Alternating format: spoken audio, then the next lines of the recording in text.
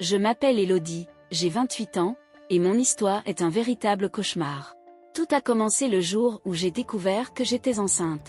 Quand j'ai annoncé la nouvelle à mon petit ami, Willy, j'ai cru qu'il serait heureux, mais son regard a changé. Il est devenu froid, distant. Puis, un soir, sans prévenir, il m'a lâché ces mots cruels: « Tu n'es pas mon genre de femme ». Avant même que je puisse réagir, il avait disparu. Seule et enceinte, j'ai dû faire face à une réalité impitoyable. Ma famille m'a tourné le dos, mes amis ont disparu les uns après les autres. J'ai dû abandonner mes études et enchaîner des petits boulots pour survivre. Il y a eu des nuits où je dormais dans des refuges, d'autres où je n'avais rien à manger. Le regard des passants sur mon ventre arrondi me brisait un peu plus chaque jour. J'avais l'impression d'être une ombre, une erreur qu'on ignore. Mais malgré tout, j'ai tenu bon.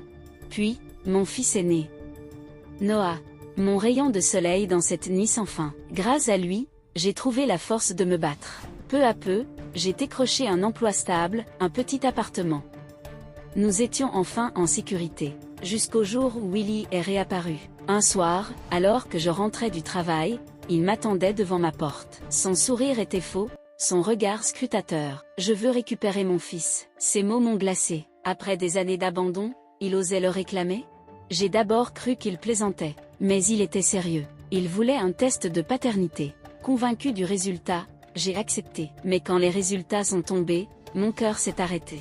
Test négatif. Impossible. J'étais certaine de la vérité. Alors pourquoi? Qui avait menti? Perdu? J'en ai parlé à ma meilleure amie, Laura. Mais son attitude étrange m'a mis la puce à l'oreille. Ses silences, ses regards fuyants. Puis, d'un coup, elle a craqué. « Elodie, je suis désolée, c'est moi. C'est moi qui ai fait falsifier le test. » Je n'arrivais pas à y croire. Pourquoi? Parce que je voulais te protéger. Willy ne veut pas de Noah. Il veut juste ce que Noah peut lui apporter. Je n'avais pas encore compris la portée de ces mots.